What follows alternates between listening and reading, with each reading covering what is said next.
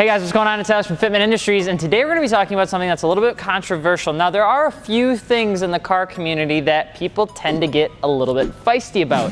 Budget coilovers, Rhoda in general, and what makes a wheel real. So today we decided to talk about it because there's really nothing else to do because Wisconsin just got 18 inches of snow. So before we dive into this, the first thing that we want to talk about and cover are the definitions, because a lot of people confuse almost every single definition in terms of fake, rep, real, and everything in between. So first and foremost would probably be just fake wheels. And what we kind of define fake wheels is that it's an exact copy of another wheel. There's no margin for error, there's no adjustment to the design, there's no adjustment to the lip or anything like that. It is a straight on copy that is attempting to be another wheel. So second up, we have the rep wheel. Now, replica I know sounds bad, but just hear me out because it is kind of a step up from just being an overall fake wheel. In our eyes, a replica wheel would be something that is taking inspiration or design cues from an original wheel and then twisting it into their own way to actually republicize it, repost it, repromote it, and then sell it as their own wheel. Now,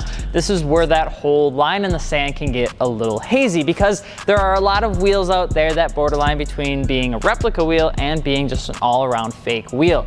And it can be tough to decipher. Now, I just want to say that I don't like it when people make an entire company a rep company. So a lot of times there's a lot of companies that have been founded off of taking inspiration from another wheel. There's not a lot of wheel companies, if any, out there that started making wheels with their own original designs. Almost every single one started as a copy of a previous wheel that's come out in the past. For instance, one example would be Rhoda. Rhoda has taken inspiration from their original Lamborghini wheel to actually found the Rhoda company and brand. Now, Rhoda is not a rep company because that's blanketing every single wheel that they produce out there today. And the line doesn't really get drawn there. There's a lot of international companies that also take designs from other manufacturers, put their twist on it, and then sell it to another domestic or international market. NK is a brand that's done that in the past. There have been other brands out there that have done it just to test to see if the design would do well in the market segment, and if it does, they'll actually put a further twist on the wheel and then resell it and rebrand it for that specific market. And finally, we have the real wheels. These are the static, three-piece, multi-piece stance guys that are talking a whole bunch of smack on the internet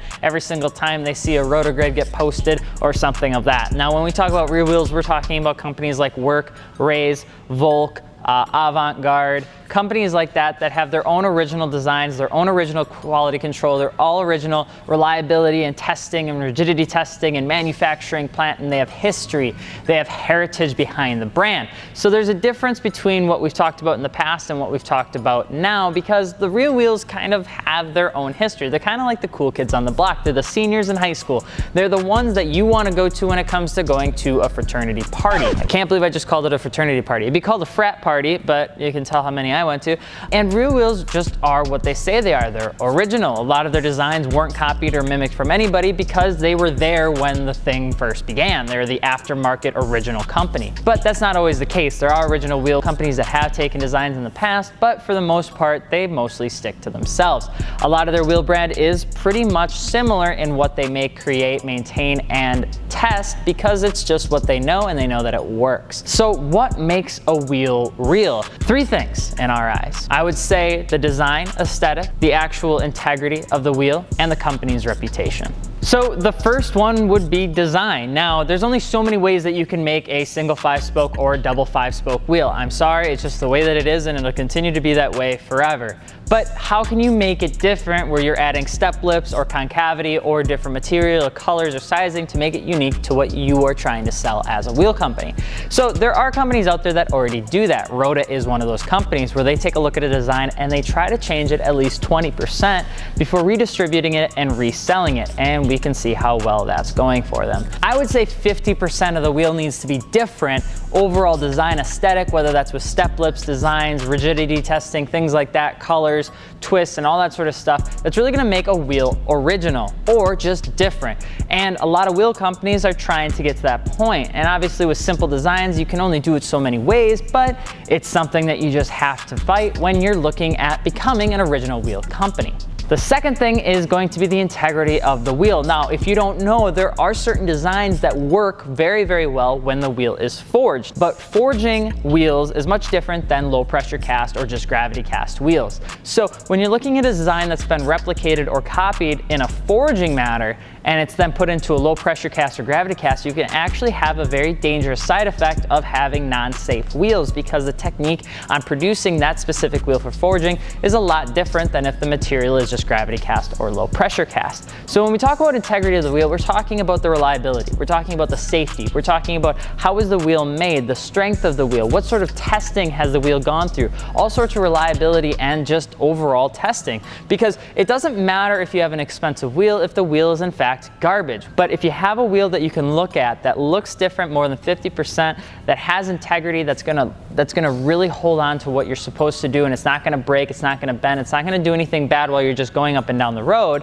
then we're almost there. But the last one that probably matters the most to a lot of people is the company's reputation. So you might be wondering, why is the company's reputation important in terms of making a wheel real? Well, it's the same reason that when XXR came out with their own single fully forged wheel, nobody trusted it. It's the same reason that ESR can sometimes have troubles with launching their new rotary forged line, because it's ESR. The company reputation is huge in this game, especially when it comes down to who they're selling to. A lot of people that are selling and buying aftermarket wheels are the younger crowd. The brand loyalty is severe. If a company's reputation is that of quality, is that of standards, is that of having good quality control and listening to its customer base, and has great customer service and has great response rate, those are good things for a company, because it shows that they care about who they're selling to. If a company doesn't have any of that, or a company just is really, really bad at it, it really doesn't matter if the wheel itself is good or if the integrity of the wheel is good as well, because you're not going to get the wheel in the first place. We've seen companies like Art in Motion and WCI sometimes have troubles with those sort of wheel problems just because of the service aspect of the entire community. So why does that matter? Well, because if you don't have the first two, you're probably not going to get the third. If you don't have the second two, you're probably not going to get the first. It's just how it works. But there's a lot of other fake wheels out there that exist solely just to look like the original wheel. But instead of it being a rep, like most people would say, fake wheels are exactly trying to replicate or copy the original wheel manufacturer's design with the center cap and all. But that's our case on what makes a wheel real. Let us know what you think in the comments if you agree or disagree. It's probably already on fire down there, but I'm Alex from Fitment Industries. Let us know what you'd like to see next, but we'll see you later. Peace.